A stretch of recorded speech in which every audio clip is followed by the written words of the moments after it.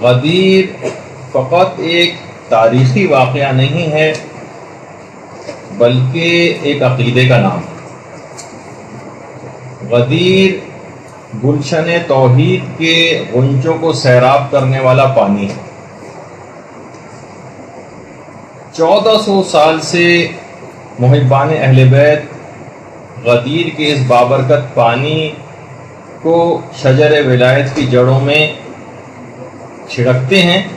اور وہاں سے عقائد حقہ کے ہرے بھرے پودوں اور محبت اہل بیت کے خوبصورت پھولوں کو پروان چڑھاتے ہیں، اور امیر المومنین علیہ الصلوۃ والسلام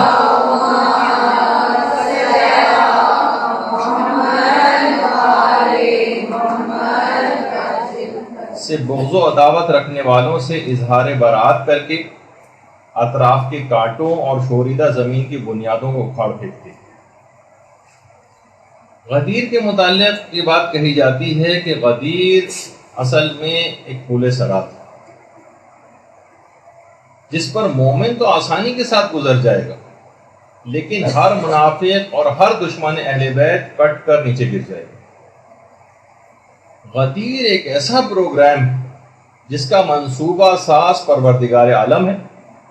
اعلان کرنے والے رسول خدا ہیں، اور اسے جادہ عمل پہنا ائمہ اطہار علیہم السلام۔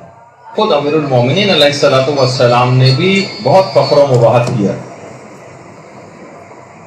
اور جب ایک شخص آیا اور آ کر آپ سے اس نے کہا کہ پیغمبر اسلام کی طرف سے آپ کے لیے پیغمبر کی عطا کردہ سب سے بڑی فضیلت کون سی؟ تو امیر المومنین علیہ الصلوۃ والسلام نے یہ بات ارشاد فرمائی کہ خدا کے حکم سے مجھے غدیر خم میں ولایت کا تاج پہنانا، یہ سب سے بڑی فضیلت مجھ کو عطا کی تھی۔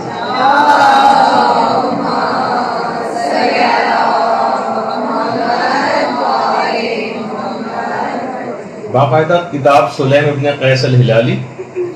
ان کی اس کتاب کے اندر بھی حدیث نمبر 60 کے ذیل میں یہ روایت جو ہے بیان کی گئی، اور کتاب سلیم ابن قیس الہلالی کا اردو ترجمہ بھی اسرار آل محمد کے نام سے ہو چکا۔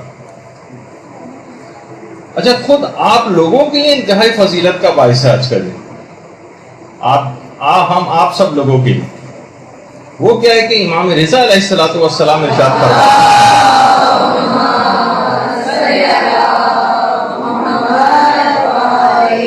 کہ امیر المومنین کی ولایت کو قبول کرنے والوں کی مثال آدم کے سامنے فرشتوں کے سجدہ کرنے کی مانند،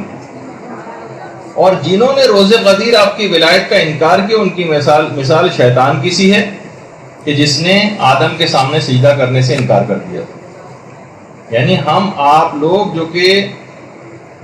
مولا کی ولایت کے اوپر عقائد مکمل طور پر ایمان رکھتے ہیں، ان کی مثال آدم کو سجدہ کرنے والے فرشتوں کی مانند قرار دی گئی۔ اور صرف یہی نہیں کہ انسانوں ہی کو فقط جو ہے انہی کے سامنے ولایت امیر المومنین پیش کی گئی، بلکہ کائنات کی ہر چیز پر ولایت امیر المومنین پیش کی گئی، ہر چیز پر، حتیٰ کہ آسمانوں تک کے اوپر پیش کی گئی۔ جب یہ ہمارے 8ویں امام یہ بات ارشاد فرماتے ہیں کہ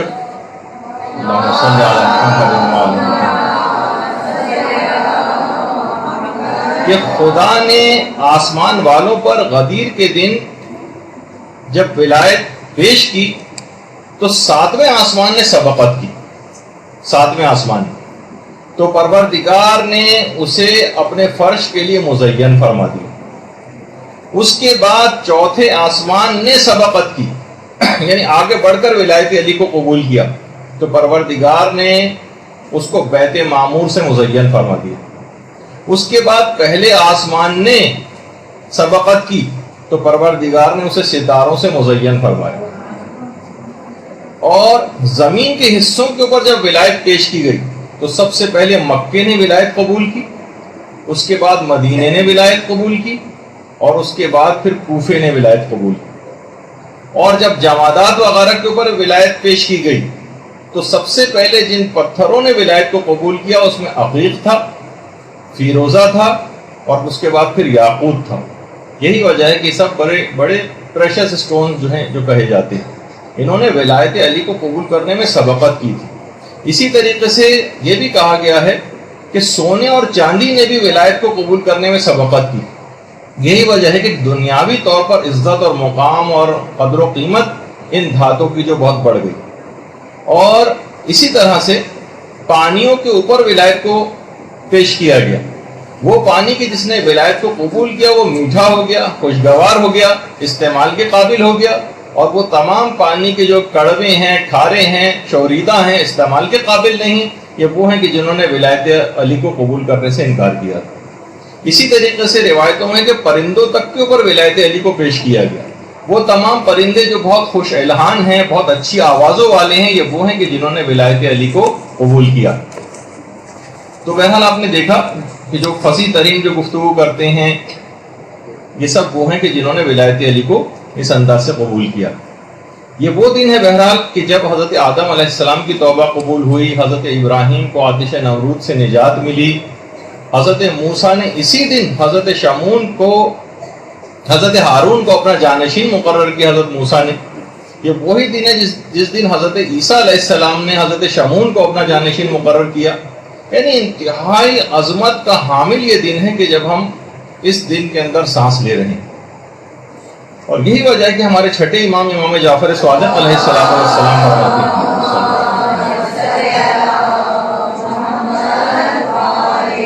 امام فرماتے ہیں کہ شاید کوئی یہ گمان کرے کہ خدا نے غدیر سے زیادہ بھی کسی اور دن کو محترم قرار دیا ہے۔ نہیں، خدا کی قسم نہیں، نہیں خدا کی قسم نہیں، نہیں خدا کی قسم نہیں۔ یہ وہ امام ہے کہ جس کا لقب ہی صادق ہے۔ وہ کہتے ہیں اگر کوئی شخص گمان کرتا ہے تو وہ اپنے گمان میں حق نہیں ہے۔ اس دن سے زیادہ کوئی دن خدا کے نزدیک محترم نہیں۔ اور روایتوں میں یہ بات بھی آئی ہے کہ قیامت کے دن 4 دنوں کو دلہنوں کی طرح سے بارگاہ خداوندی میں پیش کیا جائے۔ 4 دنوں دیکھیے، قیامت کے دن ہر تمام حقیقتیں ایک زندہ وجود کے مانند موجود ہوں گی، تو ہر چیز وہاں پر زندہ ہو جائے گی۔ ان 4 دنوں کو دلہن کی مانند بارگاہ خداوندی میں قیامت کے روز پیش کیا جائے، جس میں سے ایک تو عید الفطر ہے، ایک عید قربان والا دن ہے، ایک روز جمعہ ہے جس کو روایت میں اس کو بھی عید کا اور خوشی کا دن قرار دیا گیا ہے، اور ایک ہے عید غدیر۔ اور ان تمام دنوں میں عید غدیر کی حیثیت ایسی ہے جیسے ستاروں کے جھرمٹ میں چاند ہوا کرتا۔ تو بہرحال اور یہ وہ دن ہے کہ جس کے متعلق یہ بات کہی جاتی ہے کہ قیامت کے دن غدیر کے دن کی بڑی عجیب و غریب شان ہو جائے گی، اور اس دن کو جب یہ دن مجسم کوئی صورت اختیار کر لے گا وہاں، اس دن کو قیامت کے دن پیغمبر اسلام اور امیر المومنین اور تمام ملائکہ اور ان کے ساتھ حضرت سلمان، حضرت ابوذر، مقداد اور حضرت عمار یاسر کی ہمراہی میں اس دن کو جنت میں داخل کیا جائے گا۔ یہ بہت عظیم دن ہے، یعنی جس وقت پیغمبر اسلام اور امیر المومنین اور ملائکہ اور یہ اہم ترین اصحاب یہ جنت میں داخل ہو رہے ہوں گے، تو اس دن کو اپنے ساتھ لے کر جنت میں داخل ہوں گے۔ اور یہ وہ دن ہے کہ جس دن امام حسن مجتبیٰ علیہ السلام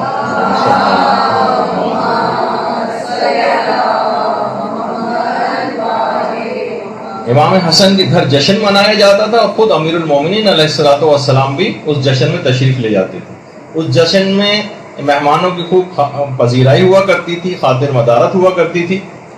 اور یہ وہی دن ہے کہ جس کے متعلق 8ویں امام یہ جملہ ارشاد فرماتے ہیں کہ آج کے دن ملائکہ شیعوں کے لیے مسلسل استغفار کرتے رہتے ہیں۔ اور بڑی عجیب و غریب شان آج کے دن کی 18 ذی الحجہ کے دن روایات میں ملتا ہے کہ جنت کے جو پرندے ہیں وہ جنت کی نہروں میں خود کو ڈبوتے ہیں آج کے دن، اور پھر اس کے بعد مشک و عنبر پر لوٹتے ہیں، اور اس کے بعد ملائکہ کے اوپر مشک و عنبر کو چھڑکتے ہیں۔ بڑا عجیب و غریب آج کا دن۔ دیکھیے کیوں نہ ہو یہ عظیم دن کہ ولایت علی کے بغیر جنت میں داخلہ ناممکن، ولایت علی کے بغیر جنت میں داخلہ قطعاً ناممکن ہے۔ بہت سارے سلسلے میں واقعات وغیرہ بھی بیان کیے گئے ہیں، کیونکہ ابھی آگے چل کر ہو سکتا ہے کہ ہم اپنی گفتگو میں ذکر بھی کریں۔ تو بہرحال آج کے دن کی آسمانوں میں بہت ہی عجیب و غریب قسم کی حالت ہوتی ہے۔ ہمارے چھٹے امام جعفر صادق علیہ السلام ارشاد فرماتے ہیں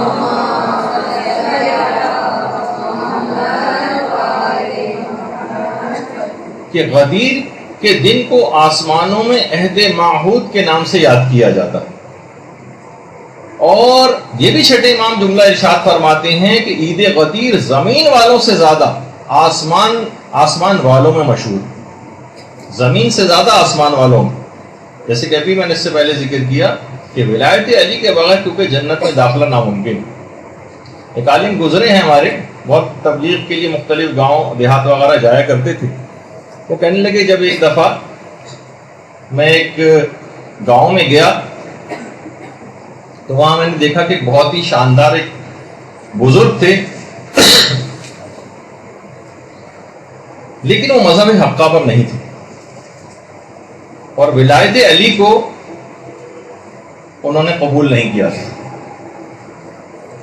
تو کہنے لگے کہ میں بہت دن وہاں پر اس گاؤں کے اندر مہمان رہا، لیکن میں ان کو مذہب حق قبول کرنے کے لیے قائل نہیں کیا۔ میں اپنے گاؤں واپس آ گیا، لیکن اتنی نورانی ان کی شخصیت تھی، میں بڑا افسوس کرتا رہا کہ کم سے کم ان کی اتنی بوڑھے اور بزرگ ہو گئے ہیں، مجھے کم سے کم پیغام حق ان تک پہنچا دینا چاہیے تھا۔ کہہ رہے ہیں کہ بہرحال مجھے بڑا افسوس ہوا، مجھ سے رہا نہیں گیا، میں اپنے شہر سے دوبارہ اسی گاؤں میں واپس گیا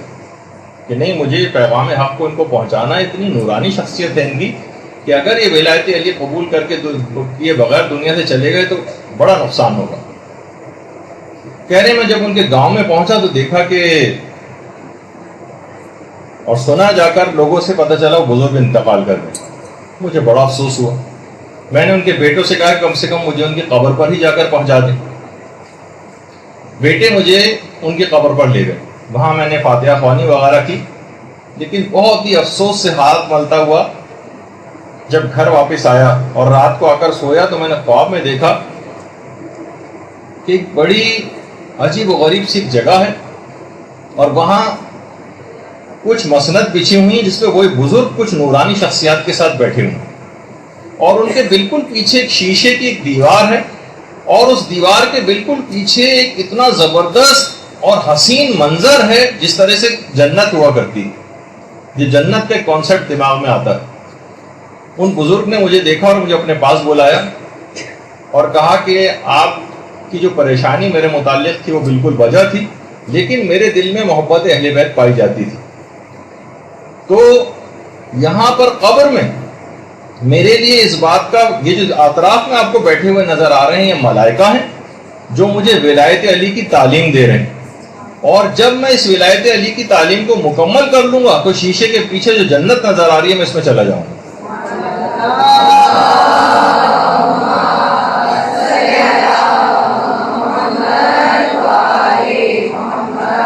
کیونکہ ولایت علی کے بغیر جنت میں داخلہ ناممکن ہے۔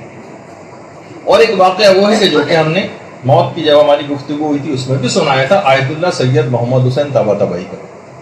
بیچ میں ذکر آ گیا تو مجھے یہ بات یاد آ گئی تو ذکر کرتا ہوا جا رہا ہوں، اگرچہ بیچ میں اس کا آنا نہیں تھا ذکر، لیکن بہرحال کہ آیت اللہ محمد حسین طباطبائی براہ راست اپنا یہ واقعہ سنا رہے، کہہ رہے میں چھوٹا تھا اس زمانے میں، جوانی کا بالکل ابتدائی دور تھا، ہم جس علاقے میں رہا کرتے تھے وہاں ایک آفندی قبیلہ رہا کرتا تھا جو مذہب اہل بیت پر نہیں تھا، اس میں سے ایک بوڑھی عورت کا انتقال ہو گیا۔ اس بوڑھی عورت کی ایک بچی تھی، ایک بیٹی، اس کی ماں سے اتنی زیادہ جذباتی وابستگی رکھتی تھی کہ اس نے رو رو کے اتنا برا حال کیا اور ایسی دیوانہ وار کیفیت ہو گئی کہ ماں کو کسی صورت چھوڑ نہیں رہی تھی، یہاں تک کہ ماں کو جب قبر میں لٹایا تو اس کی اتنی بری حالت ہو گئی کہ لوگوں نے گمان کیا کہ اگر اس کو ماں کے ساتھ نہیں رہنے دیا گیا تو یہ خود اسی وقت کہیں نہ مر جائے۔ تو لوگوں نے علاقے کے لوگوں نے مشورہ کیا آپس میں اور کہا کہ ٹھیک ہے اب جب نہیں چھوڑ رہی ہے تو ایسا کرتے ہیں کہ قبر کو مکمل بند نہیں کرتے, تھوڑا سا حصہ کھلا رکھتے ہیں تاکہ ہوا اندر جاتی رہے, جب تھوڑا اس کو قرار آ جائے گا تو خود ہی باہر آ جائے گی. بہرحال شام کے وقت دفن کیا گیا تھا اس کو. رات کو لوگ اپنے گھر آ گئے کہ تھوڑا سا اس زمانے میں اتنے زیادہ ڈر و خوف کا سما قبرستانوں میں اس لحاظ سے نہیں ہوتا تھا. اس کو بہرحال چھوڑ دیا قبر میں ماں کے ساتھ. یہ خود اچھا یہ الگ سے کوئی واقعہ نہیں, آیت اللہ سید محمد حسین طباطبائی نے خود یہ واقعہ کہا کہ ہمارے اپنے محلے میں پیش آیا. کہہ رہے اگلے دن جب لوگ اس کو گئے اس کو لڑکی کو دیکھنے کے لیے, اس کو نکالنے کے لیے, تو دیکھا جب کہ بہت ہی عجیب و غریب منظر ہے. وہ لڑکی جو کہ جوان تھی کسی گڑیا کی جیسی شکل کے اندر تبدیل ہو گئی, چہرے پہ جھریاں پڑ گئی اور سر کے سارے بال سفید ہو چکے. اس سے پوچھا یہ کیا ماجرا, یہ کیا حال تمہارا ہو گیا؟ کہا کہ جب رات ہوئی آپ لوگ سب چلے گئے تو اس وقت اچانک سے قبر میں کچھ شخصیات تشریف لائیں اور میری ماں سے آ کر سوال و جواب کرنے شروع کی. تیرا رب کون ہے, تیرا رسول کون ہے, تیری کتاب کون سی ہے, تیرا قبلہ کون سا ہے, تیرا نبی کون ہے. یہاں تک کہ جب اس عورت سے یہ پوچھا ان شخصیات نے کہ تیرا امام کون ہے, تو وہ عورت خاموش ہو گئی, کیونکہ مذہب اہل بیت پر نہیں تھی, ولایت علی کو نہیں مانتی تھی, وہ خاموش ہو گئی. کہہ رہے ہیں اس کے بعد ان نورانی شخصیات کے پیچھے ایک عظیم نورانی شخصیت کھڑی ہوئی تھی جس نے میری ماں کی طرف اشارہ کر کے فرشتوں سے کہا, یعنی جو وہ نورانی شخصیات موجود تھیں, کہ میں اس عورت کا امام نہیں ہوں. اور یہ کہہ کے وہ شخصیت واپس چلی گئی. کہہ رہے بس ان شخصیت کا جانا تھا کہ فرشتوں نے آگ کے گرز نکالا اور میری ماں کے اس طرح سے مارا کہ پوری قبر جو ہے وہ آگ سے بھر گئی. اور اتنا دہشت زدہ کرنے والا وہ تھا کہ یہ جو میری حالت آپ کو نظر آ رہی ہے اس رات کے اس واقعے کی وجہ سے.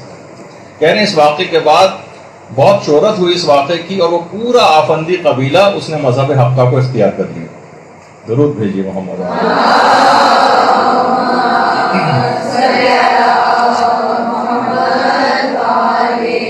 تو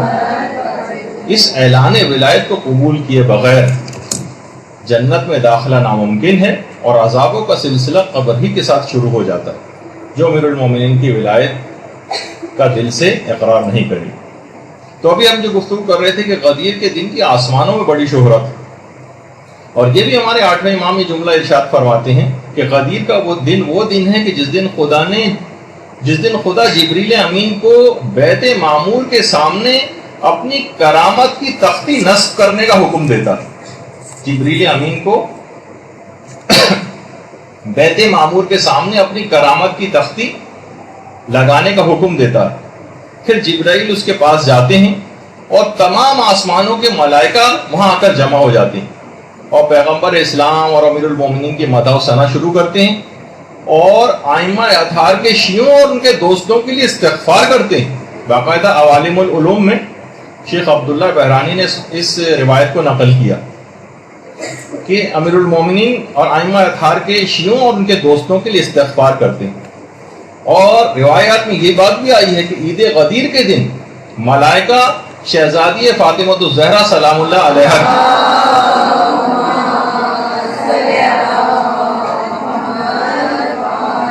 شہزادی کونین کی نچھاور کے تحفے ایک دوسرے کو ہدیہ دیتے ہیں. اور نچھاور درخت طوبہ کے وہ پھل ہیں کہ جو شہزادی کی امیر المومنین کے ساتھ شادی کے موقع پر اس شب میں خدا کے حکم سے اس وقت آسمانوں سے پھینکے گئے اور ملائکہ نے انہیں یادگار اور تبرک کے طور پر اٹھا لیا. بحر الانوار کی 43ویں جلد میں اس شہزادی کی شادی کے موقع پر اسے نچھاور کا تفصیل کے ساتھ تذکرہ. اور موت کی جب گفتگو جب عالم آخرت اور جنت کے قریب جب اور میدان قیامت کی گفتگو ہوئی تھی اس میں بھی ہم نے درخت طوبہ کی تفصیل بتاتے ہوئے اس کا تذکرہ کیا تھا. تو بہرحال اچھا اس کے بعد جب غدیر کا دن اختتام پذیر ہوتا ہے جیسے کہ اب سے چند گھنٹے بعد اختتام ہو جائے گا تو ایک ندا آتی ہے فرشتوں کو کہ اپنے اپنے درجات اور مراتب میں واپس لوٹ جاؤ. اور لوگوں کے لیے بھی یہ بات ہوتی ہے کہ تم رسول خدا اور امیر المومنین کے اس احترام کی وجہ سے اگلے سال آج کے دن تک ہر لغزش اور ہر خطرے سے امان میں رہو. بحر الانوار کی جلد نمبر 37 کے اندر پوری ان روایات کا تذکرہ. اور یہ وہ دن ہے کہ جس دن کے متعلق ہزاروں کتابیں لکھی جا چکی ہیں، ہزاروں آرٹیکل اس دن کے متعلق لکھے جا چکے ہیں، خاص طور پر وہ علماء کہ جن کا غدیر کے سلسلے میں بہت ہی ایکسیپشنل کام، بڑا تخصصی کام ہے، اس میں خود علامہ مجلسی شامل ہے۔ اس کے علاوہ علامہ میر حامد حسین لکھنوی ہندی جو انڈیا کے بہت ہی مشہور بڑے شیعہ عالم دین تھے، ان کا کام بہت زیادہ ہے، ناقابل فراموش ہے۔ اور اسی طرح سے سب سے نمایاں اور بہترین کام علامہ عبد الحسین الامینی کا ہے کہ جنہوں نے الغدیر کے نام سے کتنی معرکۃ الآراء کتاب لکھی۔ ان کا واقعتاً ان علماء کا کام ناقابل فراموش ہے۔